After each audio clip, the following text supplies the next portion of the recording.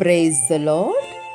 పెర్గమ సంగమునకు వాడి అయిన ఖడ్గము గలవాడు చెప్పునది, ఎఫెస్సునకు ఉత్తరాన దాదాపు 160 కిలోమీటర్ల దూరాన ఉన్న పట్టణము ఆ రోజుల్లో ప్రఖ్యాతిగాంచింది. పెర్గమ సాతానుకు సింహాసనంగా ఉంది. అది నరకంలో లేదు, భూమి మీదనే ఉంది. ఆ కాలంలో రోమ్ చక్రవర్తిని పూజించేవారు. మొదటి శతాబ్దంలో దేవుడు అక్కడ అద్భుతాలు చేసి నమ్మకమైన సాక్ష్యం కలిగి ఉండెను. వారు కూడా నమ్మకముగా ఉన్నారు.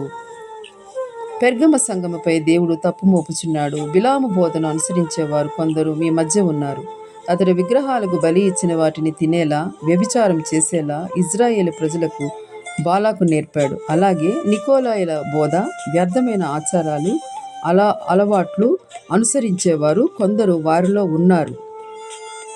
కనుక పశ్చాత్తాపపడు, లేదా నేను నీ దగ్గరకు త్వరగా వచ్చి నా నోటి ఖడ్గముతో వారి మీద యుద్ధము జరిగిస్తాను. జయించే వ్యక్తికి తినడానికి మరుగైన మన్నా నేనిస్తాను.